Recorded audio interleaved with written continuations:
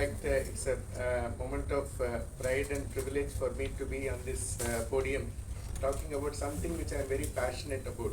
As a cardiologist, probably there is nothing more enriching than a primary PCA. So, just like the first cry of a baby is for a pediatrician or for a gynecologist, doing a primary PCA has always been the most gratifying experience for an interventional cardiologist. So if there is something which makes intervention exciting and satisfying, it is a primary PCA. To just go back into history, if you look at it, the first angioplasty was done when I was born way back in 1977. But the primary PCA program, that is what I mean by primary PCA, is doing an angioplasty at the time of having a heart attack. That is what we call as a primary PCA. So a primary PCA first time in the world was done way back in 1994. So that was first started in Arizona. It was probably the first experience with primary PCA. But since then, in the last 30 years, obviously primary PCA has emerged as the treatment of first choice in patients presenting with a heart attack. So this is something which is there for the last 30 years as the treatment of choice. But if you look at NIC data, that is National Interventional Council data, except for the state of Kerala, all other states average somewhere between 5 to 12% in terms of number of cases receiving primary PCA. That means 30 years back it was established that primary PCA is the best treatment. Despite being established as the best treatment, in India, last year's data clearly suggests not many places across, I know the healthcare spectrum across the country is, there's a lot of disparity, but across the country, if you look at it, the number of people receiving primary PCA has always been low. So primary PCA, despite its advantages in terms of mortality and morbidity outcomes, has not been a very popular choice because of logistics, because of financial issues, social issues, and multiple issues.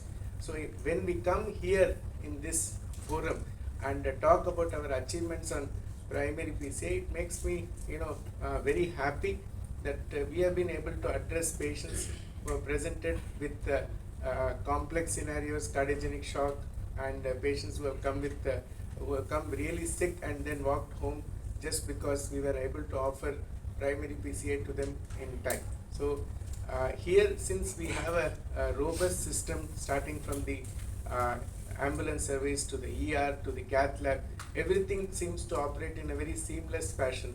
So one phone call away and then everything seems to fall in place. We have a very nice STEMI alert program in our institution where the moment somebody activates that pathway, everybody in the system kind of prepares for it. So right from the time, say in a peripheral hospital, somebody sees an ECG, detects a ST elevation MI, they give us a call, so that once that pathway is activated, it is very seamless, because I have worked in previous institutions and I know the challenges that happens. So many logistical challenges, so many social issues, and the largest publication of time in primary PCA comes from another institute in Chennai, which has the largest data of number of primary PCAs done, and the average time taken for the procedure to be done is close to 120 minutes and more.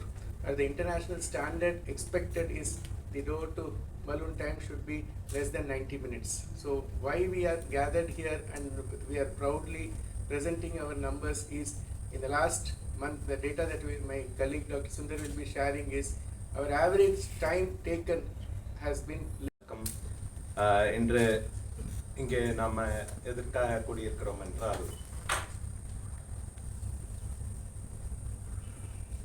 Last டிசம்பரில் நம்ம பண்ணக்கூடிய procedure. So heart speciality வடபழனியில் one of the pioneers, அதாவது ஒரு high volume சென்டர்னு சொல்லலாம். High volume சென்டர்னா என்னென்னா, as per definition பார்த்தோம்னா ஒரு மாதத்துக்கு 100 பேஷண்ட்ஸ்க்கு மேலே ஒரு ட்ரீட்மெண்ட் கொடுத்துட்ருக்கோம் அப்படிங்கிற, அதாவது இன்டர்வென்ஷன்ஸ், ஸ்டென்ட்டு, இந்த இதெல்லாம் 100 பேஷண்ட்ஸ்க்கு மேலே பண்ணிகிட்டு இருக்கோம்னா அதுக்கு பேர் ஹை வால்யூம் சென்டர் அப்படின்னு சொல்லுவாங்க. ஸோ காவேரி வடபழனி ஆரம்பித்து இந்த 1 இயரில் பார்த்தோம்னா இட் ஹாஸ் ஒரு ப்ரோக்ரஸ் ஆகி க்ரோத் ஆகி இன்னைக்கு ஒரு தனி இடத்தை வந்து இந்த நாளில் பெற்றிருக்கு அப்படின்னு நம்ம சொல்லலாம். இதற்கு வந்து நம்ம லாஸ்ட் மந்த் என்ன இது சார் சொன்ன மாதிரி ஸ்டெமினா என்ன, பிரைமரி பிசிஐனா என்ன, இது என்ன திடீர்னு ஒரு டோர் டு பலூன் டைமு, டோர்னா எந்த door, hospital Dora, emergency Dora, இல்லை கேத்தலாபுக்குள்ளே வர்ற அந்த ப்ரொசீஜர் பண்ணுற டோரா, இது எல்லாத்தையுமே நான் உங்களுக்கு வந்து தெளிவாக எக்ஸ்பிளைன் பண்ணுறேன். ஸோ உங்களுக்கு ஏன்னா நீங்கள் இது பத்திரிக்கையாளர்கள் என்பதால் உங்களுக்கு வந்து இதை நான் வந்து இந்த எப்படி மக்களுக்கு நீங்கள் சேர்க்கணும் அப்படிங்கிறது மாதிரி நான் இதை சொல்ல வர்றேன். ஸ்டெமி அப்படின்னு சொன்னோம்னா என்னென்னா, ஸ்டெமிங்கிறது ஒரு மெடிக்கல் டேர்ம். ஸோ அதை வந்து கலோக்கியல் டேர்மில் சொன்னோம்னா ஹார்ட் அட்டாக், அவ்வளோதான். ஸோ ஒரு பேஷண்ட்டுக்கு ஹார்ட் அட்டாக் நடந்த உடனே நம்ம என்ன வைத்தியம் பார்க்க போகிறோம் அப்படிங்கிறது தான் ஹாஸ்பிட்டல் அப்படின்னு சொன்னோம்னா என்ன மாதிரியான வைத்தியம் ஒரு ஹார்ட் அட்டாக் பேஷண்ட்னா ஒரு உயிருக்கு ஆபத்தான ஒரு பேஷண்ட்ஸில். ஸோ அது எதனால் அப்படிங்கிறது நிறைய ரிசர்ச் நடந்திருக்கு.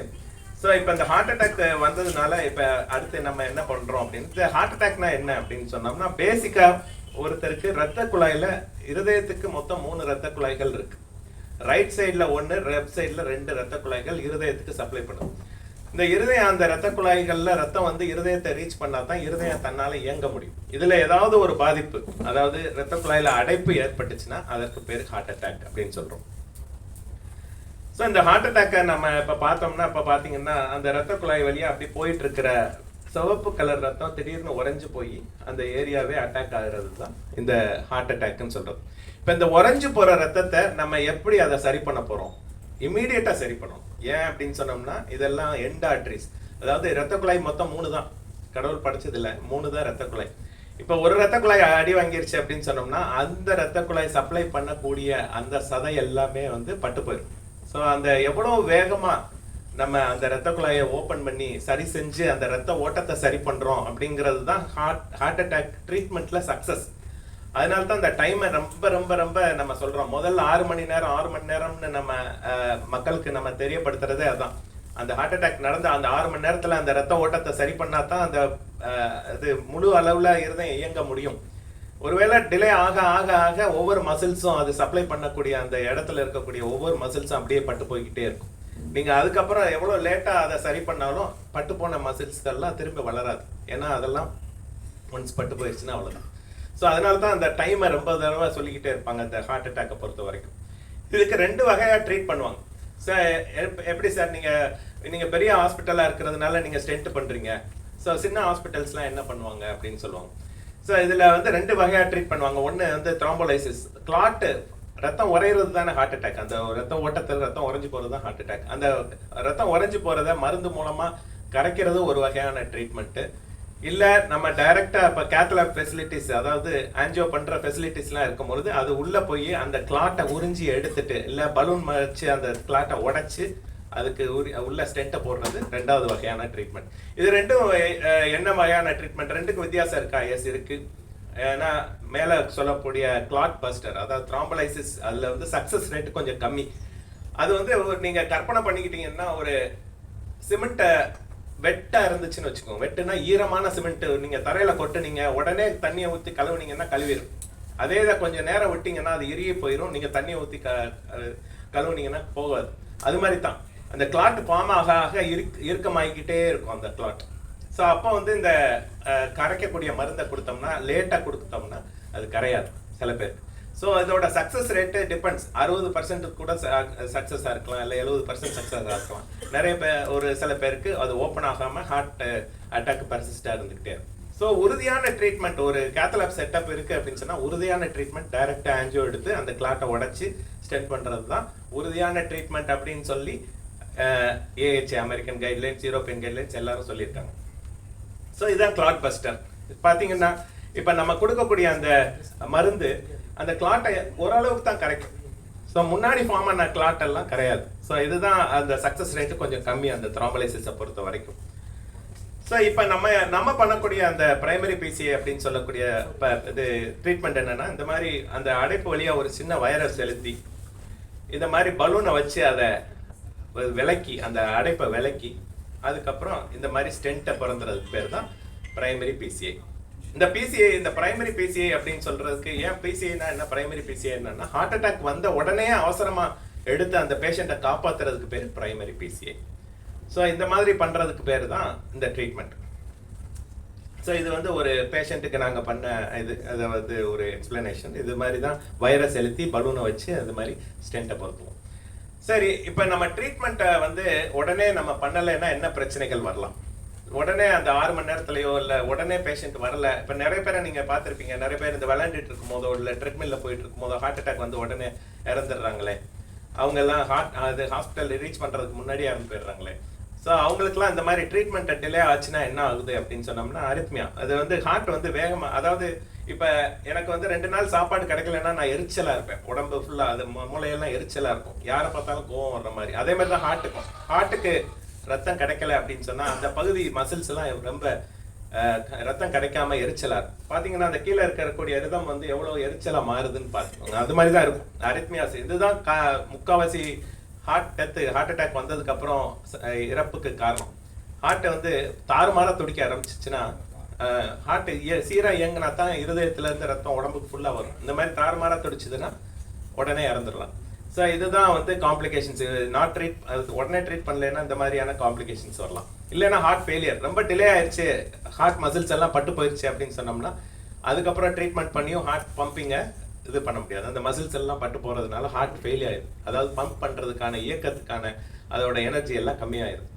ஸோ 3வது இது வந்து ரப்சர். ஹார்ட் வந்து சில சமயம் ரொம்ப ரப்சர் ஆகி அந்த ஹார்ட்டுக்கு வெளியில் கருப்பாக தெரிகிறதெல்லாம் ரத்தம். ஸோ இந்த மாதிரி ரப்சர் ஆகி ரத்தம் இது ஹார்ட் மசில்ஸ் எல்லாம் பட்டு போனதுனால அந்த இடம் ரப்சர் ஆகி ரத்தம் வெளியில் வந்துடுறதுக்கு பேர் ரப்சர். இதெல்லாம் இவங்கெல்லாம் பிழைக்க வைக்கிறது ரொம்ப கஷ்டமான ஒரு காரியமாயிரும். இந்த இடத்துல சடன் கார்டியாக் டெத், உடனே அந்த ஹார்ட் நின்று போயிடும், டோட்டலாக ECG. ஸோ இதெல்லாமே காம்ப்ளிகேஷன்ஸ். இப்போ இவ்வளோ பெரிய பிரச்சனைகள்ல இருந்து அவங்கள காப்பாற்றணும்னா நம்ம டயத்துக்கு அந்த பேஷண்ட்டை எடுத்து அவங்கள காப்பாற்றி வெளியில் கொண்டு வர்றது தான் நம்மளோட இது. காவேரியோட ஸ்டாட்டிஸ்டிக்ஸ் இந்த டிசம்பர் மாதத்துக்கான ஸ்டாட்டிஸ்டிக்ஸ் தான். நான் வந்து வருஷம் பூரா போடல, இந்த டிசம்பர் மாதம் இப்போ பலூனை வச்சு நீக்கி ரத்த ஓட்டத்தை சரி பண்ணுறோம் பார்த்தீங்களா, அதுதான் பலூன். இந்த டோர் டு பலூன் டைம்ங்கிறது தான் ரொம்ப முக்கியமானது. இதை வந்து மிகப்பெரிய ஆராய்ச்சி உலகம் பூரா நடந்துகிட்டு இருக்கு. இந்த டோர் டு பலூன் டைமை எப்படி குறைக்கலாம், அதாவது பேஷண்ட்டு ஹாஸ்பிட்டலுக்குள்ள வந்து 90 நிமிஷங்களுக்குள்ள அவருக்கு ரத்த ஓட்டத்தை சரி பண்ணணும் அப்படிங்கிறது இன்டர்நேஷனல் ஸ்டாண்டர்ட்ஸ். அதுக்குள்ள நம்ம பண்ணிடணும் அப்படிங்கிறது. ஸோ இங்கே இந்த டோர் டு பலூன் டைமை வந்து எப்படி நம்மளால குறைக்க முடியும், அதாவது வந்து எந்த இடத்துலையுமே டிலே இருக்கக்கூடாது அப்படிங்கிறது தான் நம்மளோட ஃபர்ஸ்ட் ஃபோர்மோஸ்ட் எய்ம் இந்த இடத்துல. ஸோ இந்த டிலே அப்படின்னு சொன்னோம்னா ஃபர்ஸ்ட் எடுத்தோன்னா வரக்கூடியது பேஷண்ட் டிலே. வீட்டிலே இருப்பாங்க, நெஞ்சுவலின்னு சொல்லுவாங்க, இது எனக்கு நெஞ்சுவலி இல்லை அது கேஸ் அப்படி இப்படின்னு சொல்லிட்டு அது மாதிரி டிலே பண்ணுறது பேஷண்ட் டிலே. அதை நம்ம எதுவுமே பண்ண முடியாது, அவேர்னஸ் மூலமாக தான் சரி பண்ண முடியும். உங்களுக்கு பிரச்சனை இருந்ததுன்னா உடனே டாக்டரை பாருங்கன்னு சொல்றது அவேர்னஸ் மூலமாக தான் அதை சரி பண்ண முடியும். அனைவருக்கும் எனது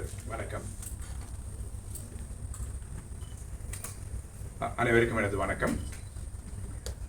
இப்போ ரீசெண்டாக பார்த்தீங்கன்னா இந்த லாஸ்ட் ஒரு 2 வீக்ஸ்லேயே நீங்கள் வந்து பத்திரிகைகளில் பார்த்துருப்பீங்க, 2 ஸ்டார்ட் அப் ஆரம்பிச்சு அந்த கம்பெனியோட ஃபவுண்டர் கோஃபவுண்டர், ஒருத்தருக்கு 40 வயசு 45 வயசு. அதாவது ஒரு கம்பெனி ஸ்டார்ட் அப் ஆரம்பிக்கிறது எவ்வளோ கஷ்டமான விஷயம். கம்பெனி ஆரம்பித்து நல்லா வளர்ந்து நல்ல ஒரு க்ரோத் ஸ்டேஜில் இருக்கப்போ இவங்க 2 பேரும் different companies, different part of India, 2 பேருமே 40-45 வயசில் சடன்லி டைடு, கார்டியாக் அரெஸ்ட் அப்படின்னு நம்ம பார்த்தோம். ஸோ நம்ம பத்திரிகையில் வரப்போ நல்ல ஸ்டார்ட் அப் நல்ல கம்பெனியோட CEO வந்து சடனாக இறந்து போயிட்டார், கார்டியாக் அரெஸ்ட் அப்படி தான் படிக்கிறவங்க. அது ஒரு பக்கம். But what is the underlying reason அப்படின்னு பார்க்குறப்போ, பர்டிகுலர்லி லாஸ்ட் ஒரு 4 to 5 இயர்ஸாக வந்து as medical community observation, again it's proved many times, number of cardiac illness, cardiac diseases, cardiac acute heart attack in relatively younger people, even as young as 28-29 அந்த acute heart attack அவ்வளோ அதிகமாக 2 diseases தான். Disease profile பார்த்தீங்கன்னா அந்த நான் communicable diseases ஜாஸ்தியாகிட்டே இருக்கணும். அதில் வந்து 2 டிசீசஸ், ஒன்று கார்டியாக் டிசீஸ், ஆங்காலஜி, இந்த கேன்சர், இது 2 தான் ரொம்ப அதிகமாக ஜாஸ்தியாகிட்டே இருக்குது. அதில் வந்து கார்டியாலஜியில் வந்து பார்த்தீங்கன்னா இந்த ஹார்ட் அட்டாக்ங்கிறது அன்ஃபார்ச்சுனேட்லி பீப்புள் வந்து at the peak of their age, அவங்க ஒரு கேரியர் க்ரோத்தில் இருக்கிறப்பையோ இல்லை அவங்க ஃபேமிலியில் வந்து சில்ட்ரன் காலேஜுக்கு என்ற பாடம் தான் அந்த சமயத்தில் நடக்கிறது ரொம்ப துரதிருஷ்டமானது. டாக்டர் சுந்தர் அவர்கள் வந்து ரொம்ப கிளியராக எக்ஸ்பிளைன் பண்ணாங்க நிறைய விஷயங்கள். ஒன்று வந்து டிலே எங்கெங்கெல்லாம் நடக்கும் அப்படின்னு பார்த்தீங்கன்னா, டிலே வந்து முதல்ல அந்த அஃபெக்ட் ஆன பேஷண்ட்டும் பேஷண்ட் ஃபேமிலியும் அந்த ஹார்ட் சம்மந்தமானதுன்னு ரியலைஸ் பண்ணும். அவங்க வந்து கேஸ்ட்ரிக் சம்மந்தமானது உடனே ஒரு பேண்டோசிட ஒரு டேப்லெட் சாப்பிட்டுக்குவாங்க. அப்புறம் வந்து அவங்களுக்கு தெரிஞ்ச டாக்டர் ஃபோன் பண்ணுவாங்க. இந்த மாதிரி அவங்க சைட்லேருந்து டிலே. அதுக்கு நிறைய அவேர்னஸ் நம்ம காவேரி கிரியேட் பண்ணுறோம். என்னோட வேண்டுகோள் என்னன்னா, பத்திரிகையாளர்களும் இந்த மாதிரி இது வந்து ஒரு அந்த அவேர்னஸ் எது வந்து ஒரு ஹார்ட் சம்மந்தமான சிம்டம்ஸுங்கிறது மக்களுக்கு தெரியணும். அடுத்து அது ரியலைஸ் பண்ணதுக்கப்புறம் உடனே ஒரு ஆம்புலன்ஸை கூப்பிடணும். ஆம்புலன்ஸை கூப்பிட்டுட்டு ஆம்புலன்ஸ்லேருந்து அந்த ஹாஸ்பிட்டலுக்கான அந்த டைம் டிலே, ஆம்புலன்ஸ் வரணும், டிராஃபிக் அதுக்கு இதாக இருக்கணும், அதெல்லாம்.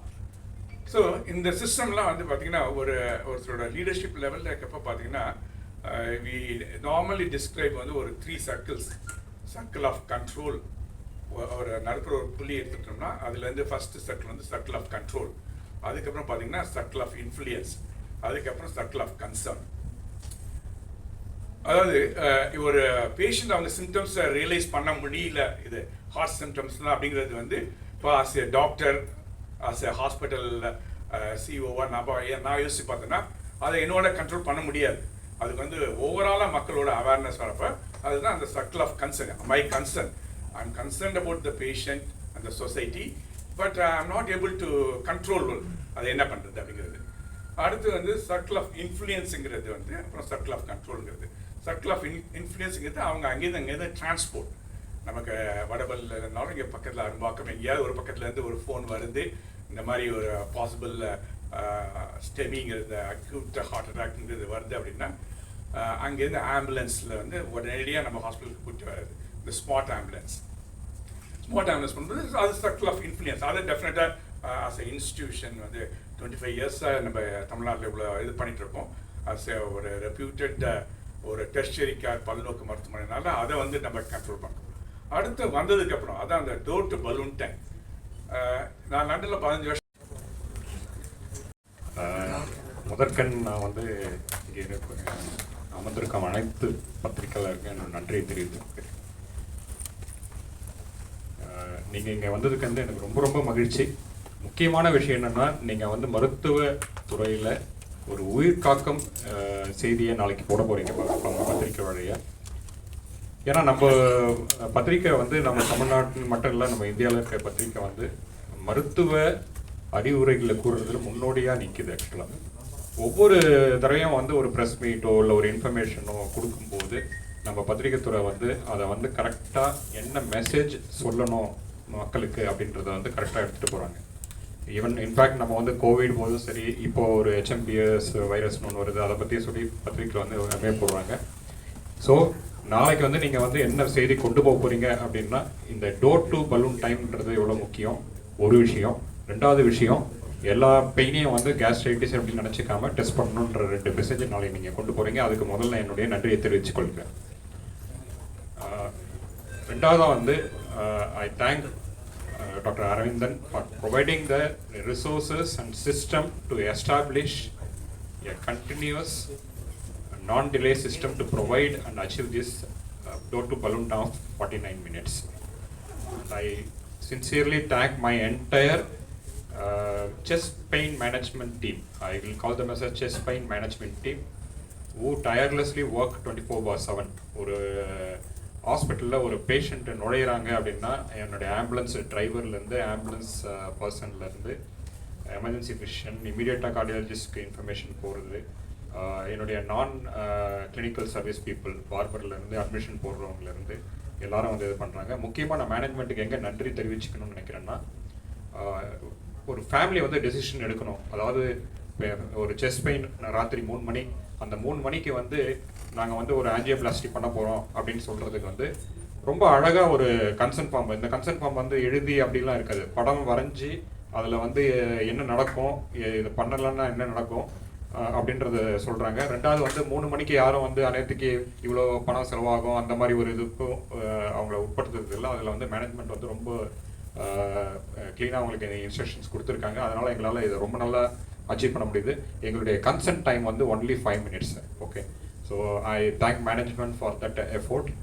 அண்ட் மோஸ்ட் இம்பார்ட்டன்ட்லி ரொம்ப எஃபெக்டிவாக சீனியர் கார்டியாலஜிஸ்ட், அதாவது எல்லா பிசிஏயும் ப்ரைமரி பிசிஏ வந்து ரொம்ப ஈஸி கிடையாது. ஏன்னா பேஷண்ட் வந்து ஒரு ஸ்டேபிள் பேஷண்ட் கிடையாது. நார்மலாக ஒரு பேஷண்ட் கொண்டு போய் ஆஞ்சியோபிளாஸ்டி பண்ணுறோன்னா நம்ம எலக்டிவாக அவங்க நல்லா நார்மலாக இருக்கும்போது பண்ணுறோம். இந்த இடத்துல வந்து அந்த பேஷண்ட் வந்து இறக்கம் தருவாயில் இருக்கிற பேஷண்ட்டு, அந்த பேஷண்ட்காக நம்ம வந்து ஆஞ்சியோபிளாஸ்டி பண்ணுறோம் அப்படின்னும் போது ரொம்ப எக்ஸ்பர்ட்டான கார்டியாலஜிஸ்ட்டு 24/7 வந்து பண்ணுறாங்க. அவர் கூட ஒரு என்டையர் டீமே செட் பண்ணி வச்சுருக்காங்க. அதை வந்து சீம்லெஸ்ஸாக ஒர்க் பண்ணுறாங்க. அவங்களுக்கும் என்னுடைய நன்றியை தெரிவித்துக்கொள்கிறேன். நாலாவதாக நான் என்னுடைய entire Kauvery Vadapalani team and Kauvery ஹாஸ்பிட்டலுடைய என்டையர் குரூப்பை வந்து தேங்க் பண்ணுறேன். ஏன்னா இதுக்கு பிஹைண்ட் த ஸ்க்ரீன் ஒர்க்கர்ஸ்ன்னு சொல்லுவாங்க. இதுக்கு பின்னாடி இருந்து இது மாதிரி செயல்படுத்துகிறாங்க. இதில் முக்கியமானது வந்து இது இருதயம் மட்டும் இல்லை, நாங்கள் வந்து இதே மாதிரி பக்கவாதம் வந்தால் அதை ரிவர்ஸ் பண்ணுறதுக்கு ஒரு பாத்வே வச்சுருக்கோம். செஸ்ட் பெயின் வரவங்களை காப்பாற்றுறதுக்கு இப்போ நீங்கள் பார்த்தீங்க இந்த பாத்வே வச்சுருக்கோம். மூணாவதாக வந்து ரத்த வாந்தி எடுத்து வரவங்க, அவங்களுக்கு வந்து ஒரு 15 நிமிஷம் 20 நிமிஷத்துலேயே வந்து நாங்கள் வந்து ஒரு பாத்வே கிரியேட் பண்ணிட்டுருக்கோம். காவேரி ஹாஸ்பிட்டல் வந்து இதில் ஒரு முன்னோடியாக இருக்குது. அதாவது இதை வந்து கிளினிக்கல் பாத்வேன்னு சொல்லுவாங்க. இந்த மாதிரி உயிர் காக்கும் சிகிச்சைகளுக்கு ஒரு பாத்வேன்னு ஒன்று கிரியேட் பண்ணி எல்லாரையும் ட்ரெயின் பண்ணி எல்லாரையும் ஒரு சிஸ்டமேட்டிக்காக கொண்டு போகிறது. ஸோ எங்கெல்லாம் வந்து சடனாக இறப்பு ஏற்படுமோ அங்கெல்லாம் வந்து இந்த பாத்வே கிரியேட் பண்ணியிருக்கோம். பர்டிகுலராக ரோட் டிராஃபிக் ஆக்சிடென்ட்டு, ரத்த வாந்தி எடுக்கிறவங்க, வலிப்பு வரவங்க, மூச்சு விட விடாமல் துடிக்கிறவங்க, இருதய வழியில் வரவங்க, அப்புறம் பக்கவாதத்துக்கு வரவங்க. ஸோ இப்போ நீங்கள் வந்து இருதய வழியில் வரவங்களுக்கு நாங்கள் எவ்வளோ அச்சீவ்மெண்ட் இருக்கிறத பார்த்தீங்க. அது மறுபடியும் நான் வந்து பத்திரிகையாளர்களுக்கு ரொம்ப என்னுடைய நன்றி தெரிவித்துக்கிறேன். நீங்கள் கொண்டு போகிற இந்த செய்தி வந்து பல உயிர்களை காக்கும். நன்றி, வணக்கம்.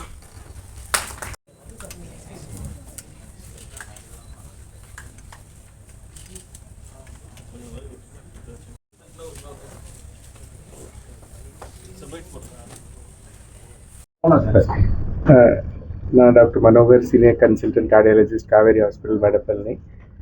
இந்த மெயின் மீடியா இன்ட்ராக்ஷனில் நாங்கள் என்ன விஷ் பண்ணுறோன்னா, ஹார்ட் அட்டாக்குங்கிறத சீக்கிரமாக ரெகக்னைஸ் பண்ணி ஹாஸ்பிட்டலுக்கு பேஷண்ட்ஸ் வர்றது தான் ஃபஸ்ட்டு எங்களோட வேண்டுகோள். ஏன்னா ஹார்ட் அட்டாக்ல வந்து ட்ரீட்மெண்ட் டிலேஸ் வந்து பல இடத்துல இருக்கலாம். ஹாஸ்பிட்டல் லெவலில் ட்ரீட்மெண்ட் டிலேஸை கம்மி பண்ணுறதுக்கு தான் இந்த எஃபர்ட் நாங்கள் பண்ணிட்டுருக்கோம். பட் பேஷண்ட் லெவலில் அவேர்னஸ் இருந்தால் அந்த ட்ரீட்மெண்ட் டிலேவை கம்மி பண்ணலாம். அதனால் பேஷண்ட் சீக்கிரமாக வந்த early treatment saves lives.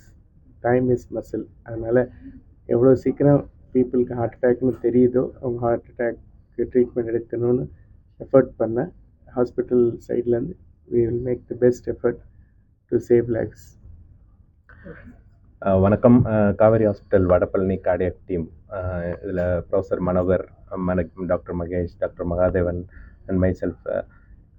இந்த ப்ரெஸ் மீட் எதுக்காகனா, அந்த லாஸ்ட் மந்த்து நாங்கள் அச்சீவ் பண்ண அந்த டோர் டு பலூன் டைம் அப்படிங்கிறது ஹாஸ்பிட்டலில் எந்த அளவுக்கு வேகமாக ஒரு பேஷண்ட்டுக்கு ஹார்ட் அட்டாக் வந்த ஒரு பேஷண்ட்டை எந்த அளவுக்கு நாங்கள் துரிதமாக செயல்பட்டு காப்பாற்றணும் அப்படிங்கிறது தான் அந்த மென்ஷன் பண்ணுறதுக்கு தான் அந்த ப்ரெஸ் மீட்டு.